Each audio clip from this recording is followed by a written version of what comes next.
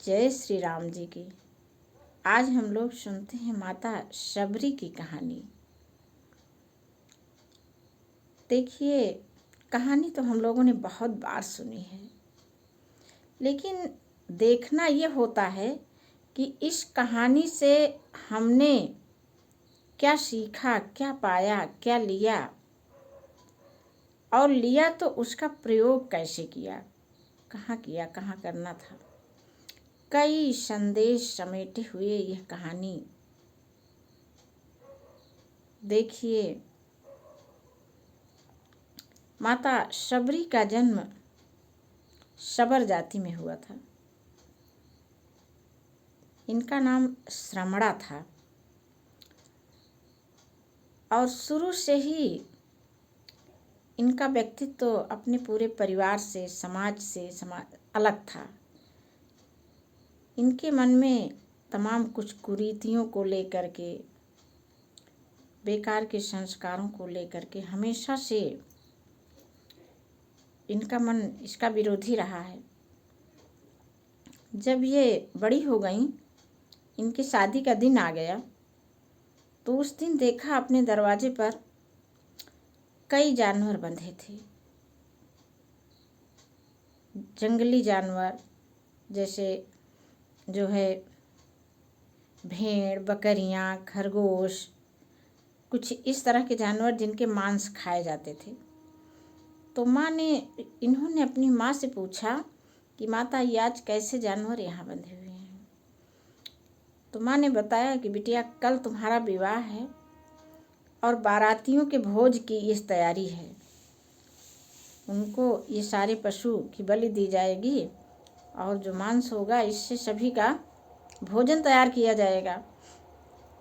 इतना सुनी शबरी माता कुछ बोली नहीं, लेकिन मन ही मन उन्होंने कुछ निश्चय किया कि जिस शादी में इतने निरीह जानवर मारे जाएं, ऐसी शादी से तो भला है कि हम विवाह ही न करें, हम बिना शादी के ही रह जाएं। और फिर क्या किया इन्होंने, जब पूरे परिवार के लोग सो गए, रात्रि में ये उठी, सारे जानवरों के गले से फंदे निकाल दी।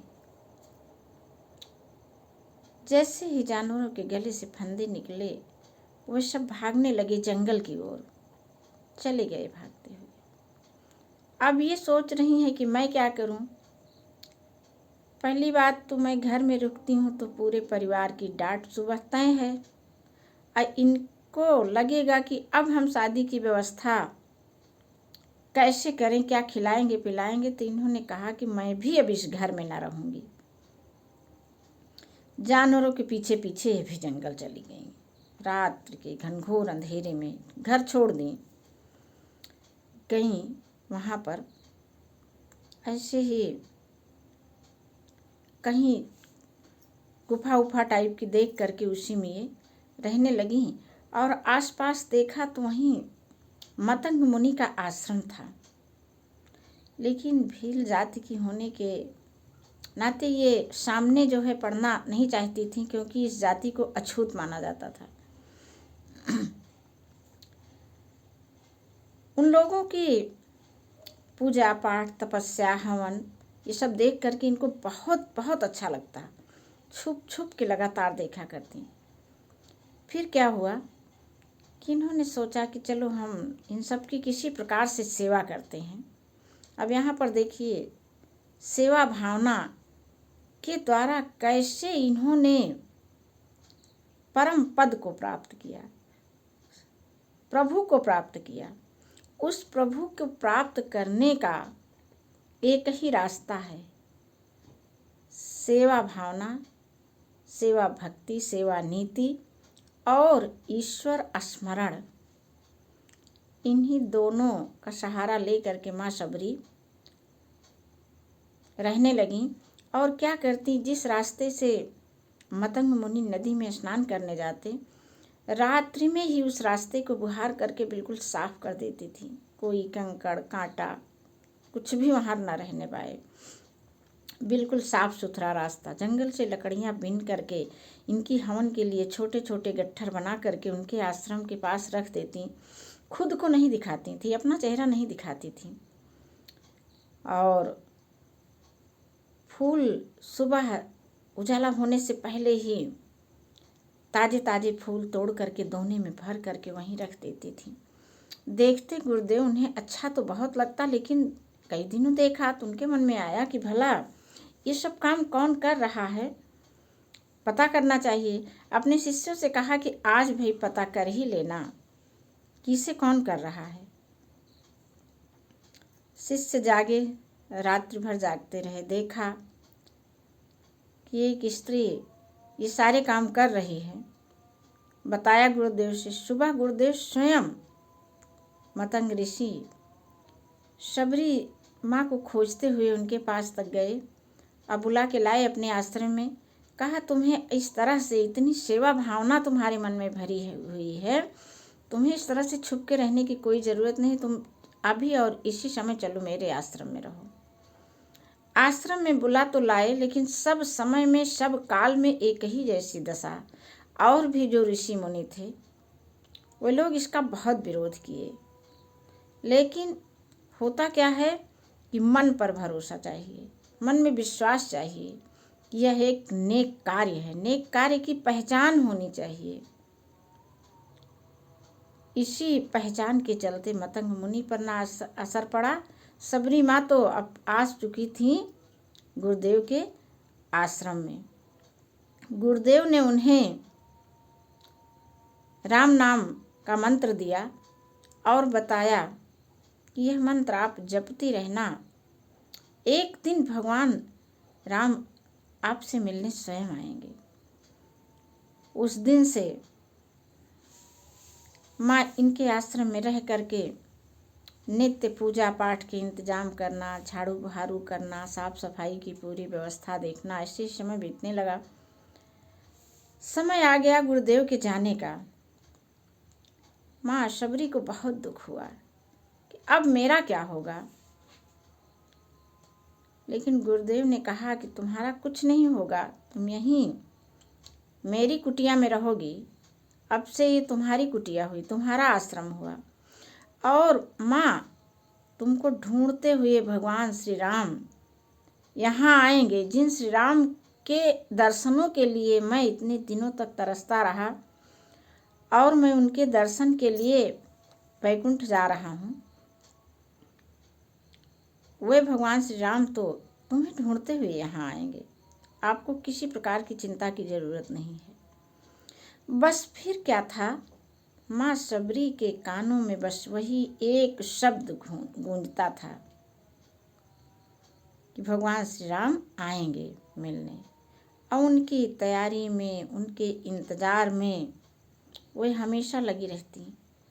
आश्रम के सारे पशु पक्षियों की सेवा करती। उनको जो भी अपनी सुविधानुसार हो पड़ता था, बन पड़ता, उनके पास जो भी रहता उसे खिलाती, पक्षियों को दाने डाल देती। तो इस तरह से जो है शबरी भगवान का इंतज़ार करती रही। फिर एक दिन उनका इंतज़ार खत्म हुआ। कहा जाता है कि चाहे जिस चीज़ को मन से हम चाहते हैं, मन से उसका इंतज़ार करते हैं, वह मिलता अवश्य ही है। अब भगवान श्री राम जो आसपास के तमाम ऋषि थे उनसे इनका पता पूछते हुए माँ शबरी के पास आए। और माँ शबरी कितना प्रसन्न हुई, इससे तो हम लोग अंदाज़ा लगा सकते हैं कि जैसे जिसका वर्षों कोई इंतज़ार किया हो, पल पल इंतज़ार किया हो और किसी प्रकार की उसके पास कोई कामना न रही हो। वो खाती तो राम के लिए, नहाती तो राम के लिए, झाड़ू बुहारू लगाती तो राम के लिए, पूजा करती तो राम के लिए। ऐसे राम को वे अपने सामने पा करके इतना भाव विह्वल हो गई कि उन्हें समझ ही नहीं आ रहा था कि मैं कैसे भगवान के स्वागत करूं। और फिर वे बिल्कुल साष्टांग उनके पैरों पर गिर पड़ी। भगवान राम ने उठाया, कहा, माता यहाँ आपका स्थान नहीं है, आप उठिए। और उठा करके उनको बैठाए अपने सामने।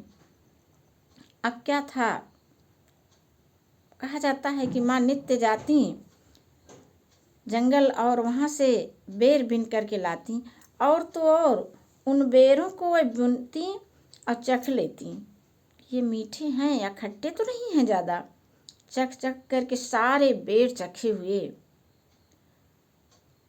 और वही बेर ला करके अब भगवान के आगे रख रही हैं। भगवान इतना बखान बखान करके खा रहे हैं, इतना बखान बखान करके खा रहे हैं कि उनको उसमें उस प्रेम रस से सने हुए बेर में तो अमृत का सा स्वाद नजर आ रहा है, उनको मिल रहा है। देखिए यह कहानी कितना संदेश देती है। ऊंच नीच की भावना मिटाती है, छुआछूत की भावना मिटाती है, जात पात की भावना को मिटा देती है। कहाँ से ये आए जातीय बंधन, ऊंच नीच की भावनाएं। भगवान श्री राम, मर्यादा पुरुषोत्तम राम, जो हमारे आराध्य हैं, उनमें तो ये भावना ही न थी।